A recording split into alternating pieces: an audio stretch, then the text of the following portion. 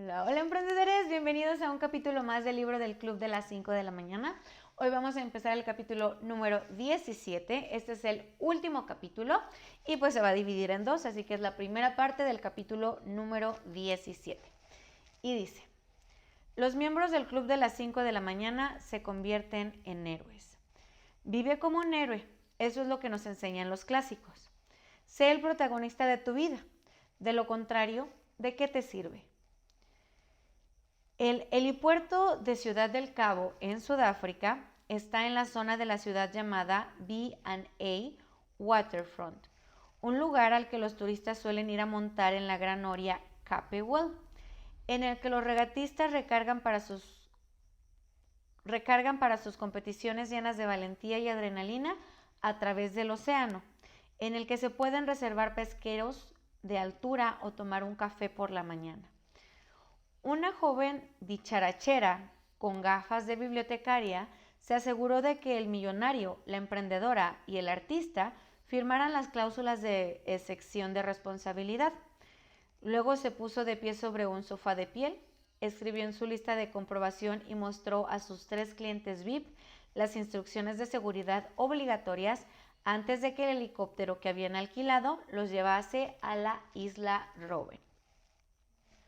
Como sabes, es en esta isla un trozo de tierra yerma no muy grande, rodeado de tiburones y de aspecto ominoso, no lejos de la costa de Ciudad del Cabo, donde Nelson Mandela estuvo preso en una diminuta celda durante 18 de los 27 años que pasó en la cárcel. A lo largo del tiempo, a este gran héroe mundial lo torturaron y lo maltrataron en todos los sentidos. A pesar de todo, él respondió al abuso con ramas de olivo, viendo la bondad de sus captores y conservando la esperanza de una nación democrática en la que todos serían iguales. En referencia a Mahatma Gandhi, Einstein dijo, las generaciones venideras no podrán creer que alguien así caminase en carne y hueso sobre la tierra. Lo mismo podría decirse de Mandela. Es un auténtico placer que hagan con nosotros la excursión a la isla, indicó la mujer educadamente. Los sudafricanos son un pueblo considerado y de maneras impecables. El millonario llevaba puesto una gorra con la frase, ser un líder es ser útil, bordada en la parte frontal. Tendrá que quitársela cuando salga a la pista, joven, anunció la mujer con un dorado brillo en los ojos. El millonario sonrió. Creo que le gustó, le susurró a sus acompañantes.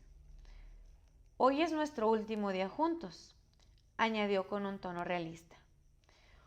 Una vez concluidas las instrucciones de seguridad, la mujer acompañó al millonario, a la emprendedora y al artista fuera del edificio hasta la zona de espera en la que había 2 mesas de picnic bastante deterioradas. Aunque hacía sol, el viento soplaba a rachas. El millonario se quitó la gorra. Estoy un poco nervioso, pensó. Nunca he estado en la isla Robben, aunque sí he leído mucho sobre lo que sucedió allí durante el inhumano, malvado régimen de apartheid, que trataba a las personas según el color de su piel, sin consideración por su personalidad o la calidad de sus corazones. Un joven serio, con un contravientos entallado, pantalones color caqui y náuticos, salió de uno de los hangares de mantenimiento vacíos e indicó al millonario y a sus discípulos que lo siguieran al helicóptero. El helicóptero verde militar estaba en el centro de la zona, con los impresionantes rotores ya girando. El piloto estaba a los controles ajustando ruedecitas, botones y demás. El joven se aseguró con cuidado de que los 3 clientes se sentaran correctamente para una distribución segura y equilibrada del peso. Y luego colocó unos cascos con micrófono en la cabeza del millonario. Buenos días, dijo este con entusiasmo al piloto del helicóptero cuando los rotores aceleraron. Con el casco, las gafas de aviador y la mascarilla, el piloto no se le veía la cara y no se dignó a decir una palabra. No es muy simpático, masculló el millonario un poco nervioso, pero también emocionado por esta experiencia única que estaban a punto de vivir. El helicóptero comenzó a elevarse, despacio al principio, y luego en un rápido ascenso. El trayecto dura unos 5 minutos. El viento y las margeadas son hoy especialmente fuertes. Fue todo lo que dijo el piloto, que pronunció con un tono seco hasta el último comentario. El millonario, el artista y la emprendedora guardaron silencio.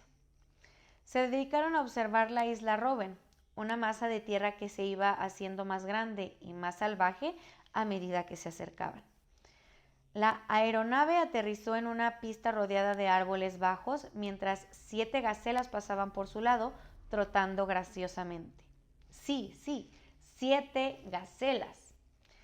En ese instante empezó a llover, y otro arco iris doble, como el que había aparecido cuando nadaban con delfines en Mauricio, abrazó toda la extensión del horizonte que recorría la línea del Océano Atlántico. Es todo tan especial, observó el artista, del abrazo de su esposa. Hemos entrado de pleno en la magia, replicó el señor Reilly en un tono respetuoso que transmitía un enorme agradecimiento por la oportunidad de visitar la isla Robben y a la vez la sensación de tristeza que le causaban las valiosas vidas que se habían arruinado allí. El piloto se quedó en la cabina pulsando botones y apagando el motor del helicóptero, mientras los 3 pasajeros salían al asfalto de la pista y contemplaban en silencio el paisaje. De la nada, una vieja camioneta con las letras KSA en un costado se acercó a ellos, dejando una estela de densas nubes de polvo. No deberían estar aquí, gritó sin bajar del vehículo el conductor, claramente un guardia de seguridad de profundo acento sudafricano, cuando llegó hasta el helicóptero. Debido al tiempo, la isla Robben se ha cerrado al público, dijo energéticamente. Han dejado de salir ferries, ningún barco puede llegar al puerto y los helicópteros no tienen permiso para aterrizar. Deberían haberlo sabido. No deberían estar aquí, repitió el guardia y añadió. ¿Quiénes son ustedes? El agente no perdió la profesionalidad en ningún momento, pero estaba visiblemente sorprendido. Y era obvio que estaba bastante alerta, imaginando quizá que los ocupantes de la aeronave planeaban algún tipo de asalto y pensando que los visitantes inesperados tenían intenciones ilícitas. No hay problema, dijo el piloto con una firmeza y una confianza poco habituales. Se encontraba ya de pie, fuera del helicóptero, y comenzó a acercarse lentamente al hombre de la camioneta, ajustándose primero la camisa, luego el casco, que no se quitó. No era un hombre joven. El piloto se podía detectar por su forma de andar. Hoy es un día especial para ellos, afirmó alzando la voz. Estas personas han venido desde muy lejos para ver la celda en que estuvo encarcelado Nelson Mandela. Han venido a ver la cantera de caliza en la que fue forzado a picar piedra durante más de una década, bajo el tortuoso sol que reflejaba la roca, hasta el punto de arruinarle la vista para siempre. Quieren ver el patio en el que el hombre hacía ejercicio y lanzaba pelotas de tenis con mensajes secretos a los presos políticos del pabellón de al lado. Tienen que ir al lugar donde Nelson Mandela enterró el manuscrito de su autobiografía, Un largo camino hacia la libertad, después de pasar muchas horas trabajando en él. Necesitan experimentar al menos un poco el sufrimiento que Mandela soportó durante más de 18 penosos años. Y tienen que aprender cómo, aun cuando lo trataron con tanta hazaña, robándole muchos de los mejores años de su vida, una vez lo liberaron, decidió perdonar a quienes habían sido tan crueles con él. El piloto se detuvo frente a la camioneta. Estas personas quieren convertirse en auténticos héroes, según parece, tanto en su profesión y como en su vida privada. Quieren ser líderes de su productividad, figuras icónicas en total expresión de su virtuosismo y quizá incluso pioneros de mejoras para la humanidad. Nuestro mundo no ha estado nunca tan necesitado de héroes puros como hoy. y como explicó siempre que estoy sobre el escenario, ¿por qué esperar a que vengan si el poder de convertirnos en uno está en nuestro interior? ¿No estás de acuerdo conmigo, Stone?, preguntó el piloto dirigiéndose al millonario, que se quedó boquiabierto. Entonces el piloto se quitó con cautela y casi en cámara lenta la visera, luego las gafas de sol y por último el casco.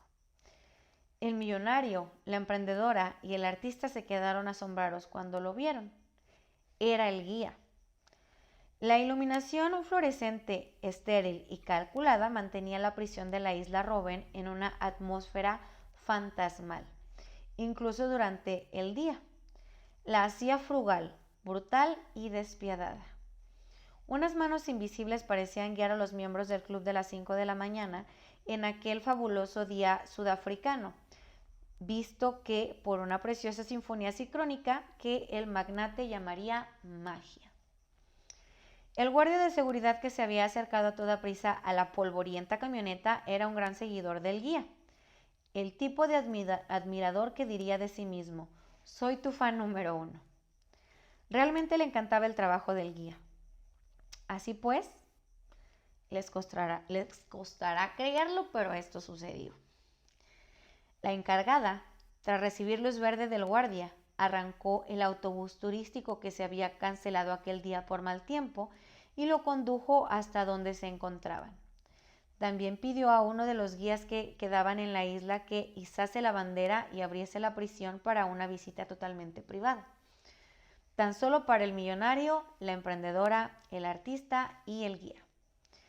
En toda vida, especialmente en las más difíciles, las puertas de la posibilidad y las vías de lo milagroso se abren de par en par y revelan la realidad de que todo lo que cada uno de nosotros experimenta es parte de un plan inteligente, aunque sí, a menudo ilógico. Para acercarnos a nuestros máximos poderes, las más extraordinarias de las circunstancias y el mayor de los bienes, todo lo que pasamos a medida que vivimos es en realidad una orquestación fantásticamente diseñada para presentarnos nuestros verdaderos dones, conectarnos con nuestro yo soberano y conocer mejor al glorioso héroe que llevamos en nuestro interior. Sí, en el interior de todos y cada uno de nosotros, y eso te incluye a ti. El acompañante que se encargaba de la visita turística, que también resultó ser un antiguo preso político, era un hombre alto y de voz ronca. Mientras llevaba a los invitados hacia la celda en la que obligaron a Nelson Mandela a vivir durante tantos difíciles años, contestó a todas sus preguntas. ¿Conocía usted a Nelson Mandela?, preguntó el guía pensativo. Sí, estuve preso con él durante 8 años aquí en la isla Robben. ¿Cómo era él como persona?, se interesó el artista, que parecía sobrepasado por las emociones que sentía mientras recorrían el corredor principal de la cárcel, que había albergado tantas atrocidades durante la época del apartheid. Oh, dijo el amable acompañante con una sonrisa generosa e incluso sabia, pues era un hombre humilde. ¿Y cómo era Nelson Mandela como líder?, insistió la emprendedora. Formidable, digno, inspirador, por la forma en que se comportaba y gestionaba todo lo que le pasaba. Cuando se encontraba con otros líderes, a menudo lo hacía en este patio, comentó el acompañante mientras salía a la zona en la que los presos políticos paseaban, hablaban, planeaban o simplemente estaban. Preguntaba: ¿está usted aprendiendo?, también solía decir. Que cada uno enseñe a otro recluso, mostrando así a sus conocidos la importancia de enseñar lo que aprendían cada día para aumentar la capacidad de liderazgo de todos los que les rodeaban. Mandela entendía que la educación es la única vía hacia la libertad. Lo trataron muy mal. Todas aquellas horas deslomándose en la cantera, toda aquella humillación. Unos años después de llegar aquí, le ordenaron que cavase una tumba en el campo de la prisión y que se metiera en ella, añadió el guía. Debió de pensar que había llegado a su fin, reflexionó el millonario suavemente. Casi seguro, replicó el acompañante. Pero los guardias se bajaron la cremallera del pantalón y orinaron encima de él. El guía, el millonario y la emprendedora y el artista miraron al suelo. Supongo que todos tenemos nuestra isla Robben que puede mantenernos encarcelados, dijo el millonario. A medida que avanzamos por la vida, sufrimos nuestras pruebas e injusticias. Nada tan grave como lo que pasó aquí, claro.